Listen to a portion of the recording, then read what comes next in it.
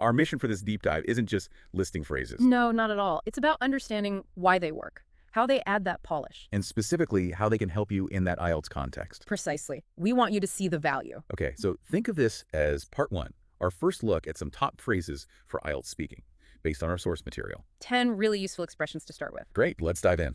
First up, I've got a lot on my plate today. Or I guess the general form is to have a lot on one's plate. Yeah, that's a classic. What's the real impact of using that? Well, it instantly tells someone you're very busy, you're juggling things, multiple tasks, maybe different commitments. So it's concise. Very. And it subtly suggests you might be feeling a bit stretched, maybe even a little overwhelmed. But without having to explicitly say I'm overwhelmed. Exactly. It's more nuanced. Okay, the example here is, I can't go out tonight. I have a lot on my plate with work and studying. And doesn't that sound natural? It really does. Much better than just, I'm busy. Right. For IELTS, using a phrase like this shows the examiner you can handle common situations like a native speaker would. It demonstrates that natural vocabulary, that flow. Okay, good point. Let's move to number 2. Do you happen to? Ah, yes. This one's all about politeness. It always sounds quite smooth, I think. It really is. Do you happen to is a wonderfully, well, polite and indirect way to ask something. Less abrupt. Definitely less abrupt. The example works well. Do you happen to know if there's a parking lot nearby? Instead of just a zero parking lot. Exactly. It just softens the question, makes it less demanding, perhaps. So why is that kind of indirectness helpful for IELTS?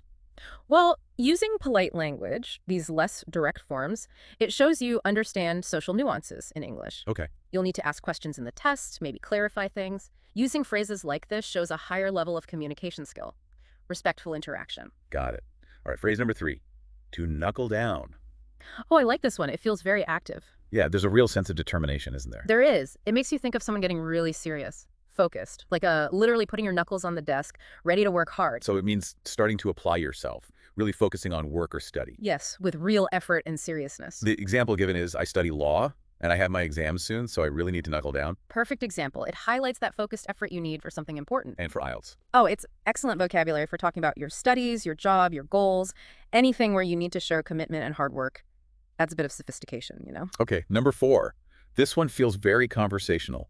I can relate. Absolutely. It's all about connection. Showing you understand someone else's feeling or situation. Exactly. I can relate is a fantastic way to build rapport, to show empathy. It basically says, I get it, I felt that way too, or I've been in a similar situation. The example is simple but effective. You're stressed about your exams? I can totally relate. Simple, yes, but powerful. In the IELTS speaking test, especially when you're responding to the examiner or talking about experiences in the cue card section, showing you can understand and acknowledge feelings makes your answers feel much more genuine. Less like you've just memorized something. Right, more human.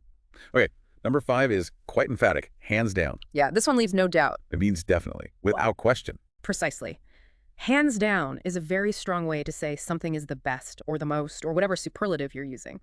The example, she's hands down the best singer I've ever listened to. It really underlines the opinion, doesn't it? Absolutely. It conveys total certainty, like there's no argument possible. So how does that help in the IELTS context when you're giving opinions? Well, when you are asked for your opinions or preferences, using hands down makes your answer more impactful. It shows confidence in what you're saying, which usually comes across well. Makes sense. Okay, next one, number 6. Feels much more relaxed. To while away.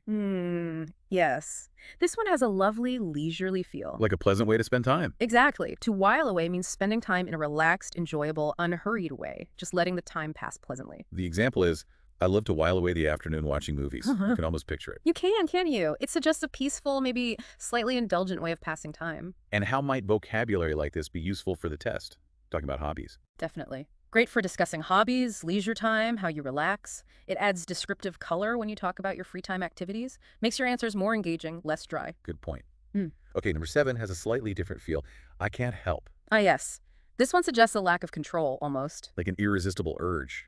It mentions the Elvis song, Can't Help Falling in Love. That's a great cultural touch point, yeah. Saying, I can't help doing something means you feel compelled, you just can't stop yourself from doing it. The example, I can't help laughing at your jokes, they're so funny. Right. It conveys that uncontrollable, natural reaction. So useful for expressing strong feelings. Very useful. Whether it's something funny, annoying, fascinating, I can't help adds a layer of authentic emotion. Again, it makes you sound less like you're just reading a script. More genuine feeling. Okay.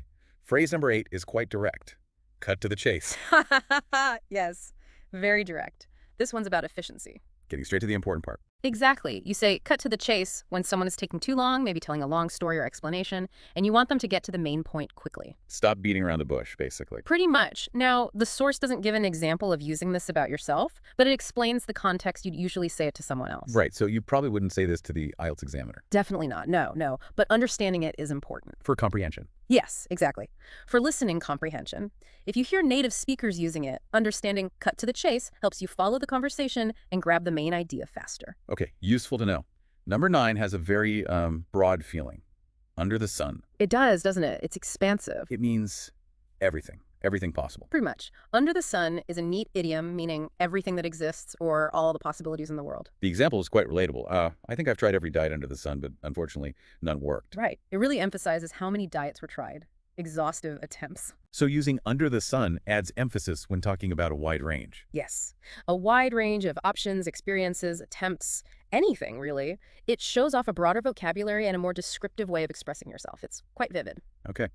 And finally, number 10, to brush up on. Ah, very relevant for language learners, I think. Definitely. It means to improve a skill you haven't used for a while, right? Exactly. To brush up on something implies you knew it before or had some skill, but you need to refresh it because of lack of practice.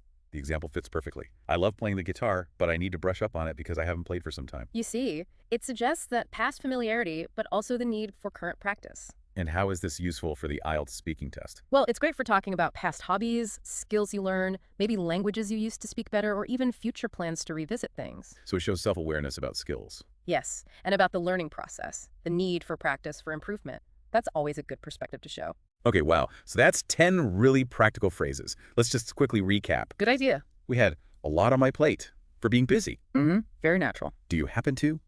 For politeness. Crucial for interaction. To knuckle down for focused effort. Great for study or work talk. I can relate for showing empathy. Builds connection. Hands down for absolute certainty. It shows conviction. To while away for relaxed time. It's it for hobbies. I can't help for natural reaction. Expresses genuine feeling. Understanding, cut to the chase for directness. Helps comprehension. Under the sun for covering everything. Adds emphasis, breadth. And to brush up on for refreshing skills. Very useful for learning journeys. All aimed at helping you sound more natural and hopefully boost that IELTS score. And I think the really key thing here isn't just, memorizing a list. It's understanding the feel of these phrases. Nuance. Exactly. Yeah. The nuance, how they make your English sound less like textbook answers and more like, well, real conversation. Which is ultimately what the examiners want to hear, right? Spontaneous, natural communication. That's the goal. Great stuff. And remember, this is just our first dive into these kinds of phrases. That's right. There's more to come. We'll be exploring other expressions to help you elevate your speaking. So definitely stay tuned for signature deep dives.